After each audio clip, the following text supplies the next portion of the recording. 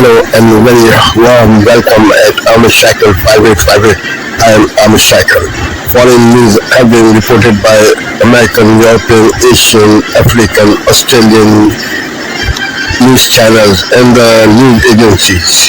So please let's go to the headlines.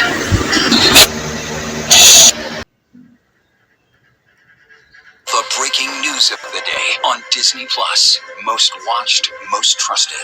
Now on Disney Plus every night.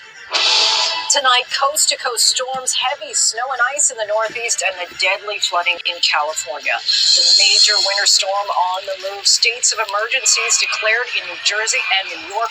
Travel disruptions as thousands of flights are canceled and delayed during one of the busiest periods of the holiday season. And the catastrophic flooding and mudslides in California after that record rainfall. Lee Goldberg is here with the forecast. U.S. forces strike ISIS targets in Nigeria on Christmas Day. U.S. and Nigeria forces say they worked together to carry out the deadly strikes. Several alleged terrorists killed. The U.S. now warns more strikes are coming. The new details coming in tonight.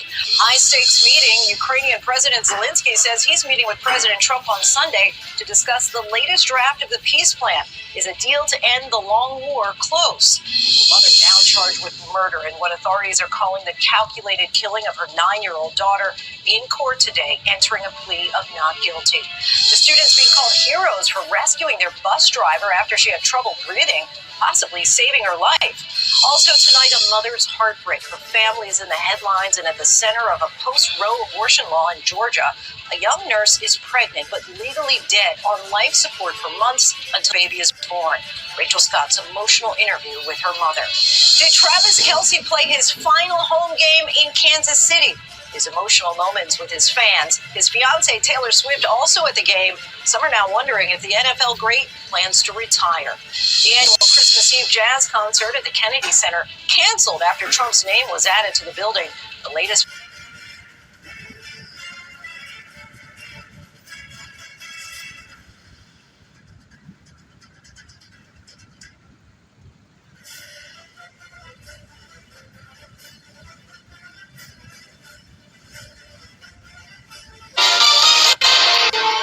This Friday night, the white Christmas that came a day too late. And no one's plowing the sidewalks or anything. Treacherous travel conditions in parts of Ontario, flight disruptions, and whether any relief is on the way.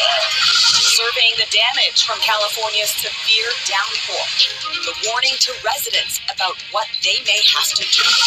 What does it mean to be a man in 2026? The mission to redefine masculinity after the Me Too era. So we focused on women reaching the top of society, but we haven't worried about the young men that are getting left behind. Plus, attention online shoppers. What should I get for my 12-year-old daughters? What artificial intelligence has in store for you this Boxing Day. Global National with Donna Friesen. Reporting tonight, Tracy Tong. Good evening and thank you for joining us. From the Great Lakes to New York, a massive winter storm is throwing a wrench into holiday travel. At Pearson Airport in Toronto, more than 600 flights have been canceled or delayed, according to FlightAware. The mix of snow and freezing rain is also making driving treacherous as the storm pushes across the continent. Sean O'Shea has our top story. The skating rink in front of Toronto City Hall. Till a day ago, there was no snow in sight. That's all changed. A white Christmas didn't happen. Instead, the weather blessed Boxing Day. The CAA suggesting people stay home if possible. To reschedule those parties, reschedule that shopping for another day. December 26th is usually a busy one on roads. For those who had to venture out for work, The roads are really bad and people are driving crazy. besides the heavy snow making it tough to get around, add in a soupy weather mix of freezing rain and ice pellets, making surfaces slippery, and just walking a straight line was no easy task. It's very, very... Parents in Pakistan don't want to educate their children. Parents को होता है, oh, this kid is 12 years old. ये बाहर जाके पैसे कमा सकता है. That is where we are truly lagging. What?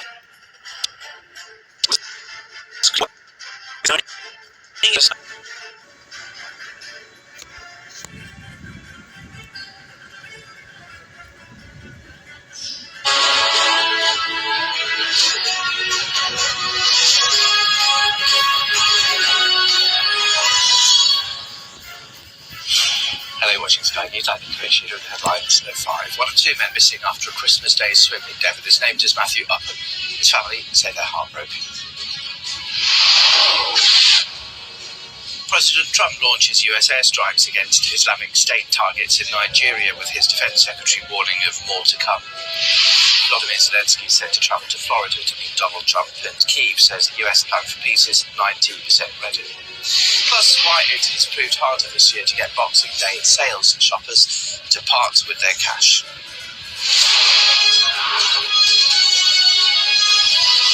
Hello, good morning. One of two men missing after a Christmas Day swim in Devon has been named as Matthew Upham. His family say they're heartbroken at their loss. Police in Devon, meanwhile, have urged people not to go swimming in the sea following the incident. Mr. Upham and another man disappeared in the Budleigh-Salterton area. Others were rescued, with some taken to hospital. Sky's Sadia Chowdhury has more. Well, the family of Matthew Upham, a 63-year-old antiques dealer, say he is one of two men who is missing after a Christmas Day swim in the sea at Budleigh-Salterton.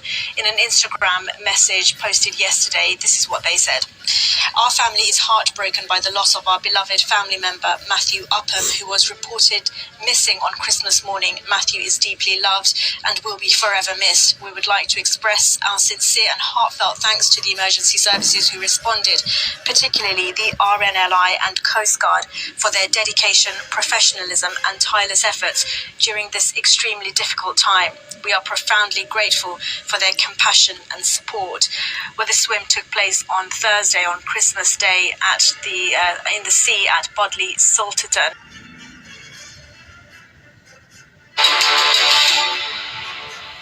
The headline news this hour: Thailand and Cambodia have agreed to a 72-hour ceasefire, which takes effect this hour. A joint statement by the defense ministers says if the truce holds, Thailand will return 18 Cambodian soldiers held since the last clashes in July. The agreement also states that no further troop movements will be permitted and civilians in affected border regions can go home. Former Malaysian Prime Minister Najib Razak has been sentenced to another 15 years in jail and fined $2.8 billion in his second major trial linked to State Fund 1MDB. A judge found him guilty of all charges of abuse of power and money laundering. Najib's defense team says they will file an appeal on Monday. The U.S. has voiced strong objections after China sanctioned several American defense companies over a record arms deal for Taiwan. Boeing, which produces fighter jets, is among those targeted. Washington has called for Beijing to end its economic, diplomatic, and military pressure on Taiwan and engage in dialogue instead. And that's the latest from the CNA newsroom.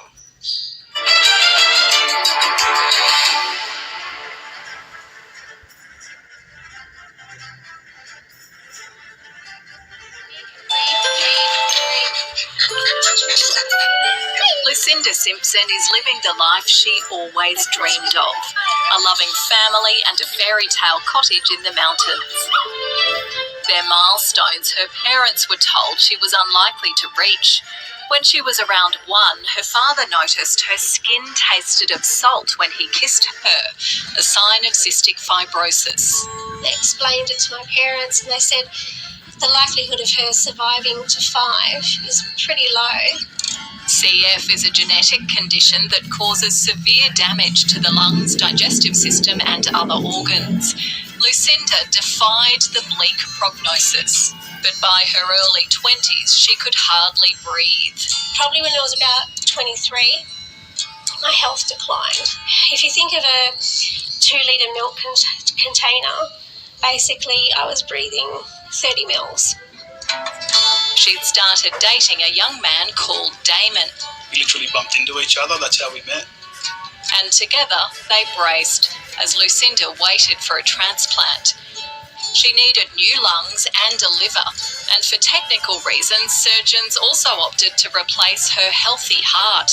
A bit like a car engine, they decided to lift all 3 out and replace all 3. At Brisbane's Prince Charles Hospital, Lucinda became the first woman in Australia to have the triple, in a marathon operation lasting 12 hours. I remember it being a long night.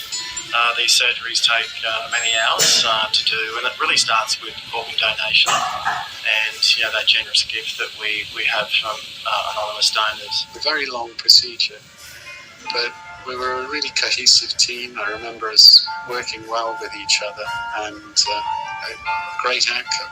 Lucinda was now in a small club, a living heart donor, recovering to marry Damon just 16 weeks later. The doctors who saved her by her side. But there were more medical feats to come. The couple longed to have a baby, a wish made difficult because of Lucinda's medications, including vital anti-rejection drugs. 5 different teams of doctors united to help them become parents. Baby Angus was born at 28 weeks, weighing just 832 grams. It's believed to be a world first. We have looked in the literature and we think she is pretty unique. 7 years later, Angus is thriving. And I think, how did I grow him inside me? And how is he here now? And I just think I'm incredibly lucky and blessed.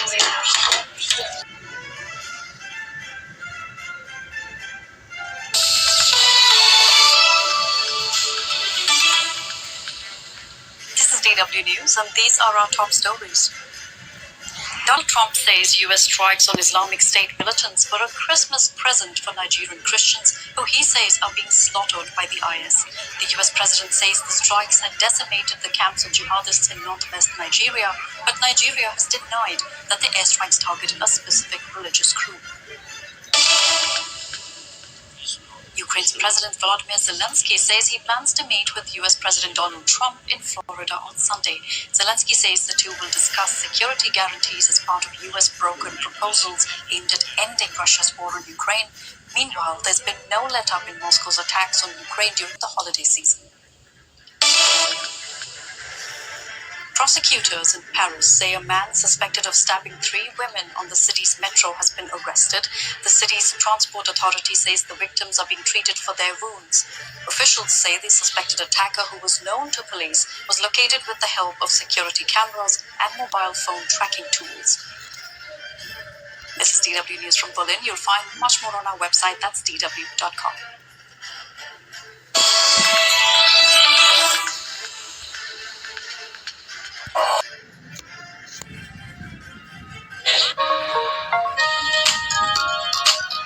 Africa News.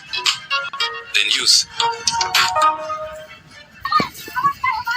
Intense heat under bright red sky. Residents near a village targeted by U.S. airstrikes in northwestern Nigeria on Thursday night recounted the moment their village shook. They did not learn what had hit their quiet village until later, when news broke that what they had witnessed was a U.S. attack on an alleged Islamic State camp. We saw when something passed above like lightning, and we thought it was at the back of our village.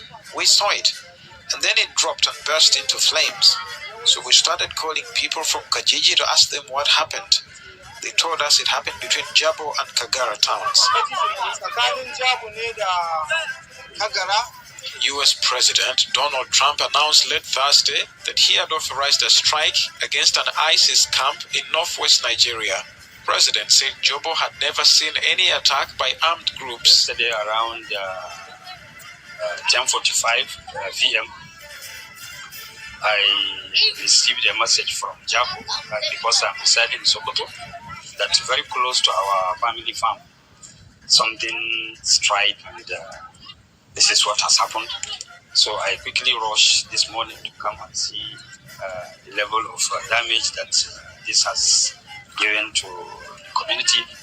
Glory be to God, there was no loss of life and no much damage to the properties.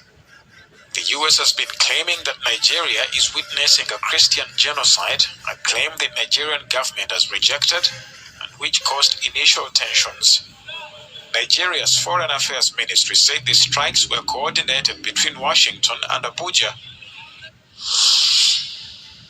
In the Central African Republic, President Faustin Archange Touadéra, in power since 2016, is seeking a third consecutive term, with general elections taking place this Sunday. At 68 years old, Touadéra faces 6 challenges, but he enters the race as the clear favourite, helped by his strong grip on state institutions. A victory would reinforce Russia's influence in the country.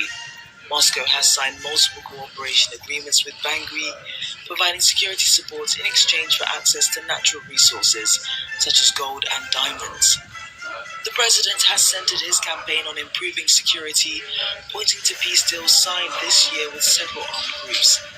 Others have been weakened by Russian Wagner mercenaries and Rwandan troops deployed alongside UN peacekeepers at the government's request. The opposition, however, accuses Touadéra of clinging to power after a 2023 constitutional referendum removed presidential term limits.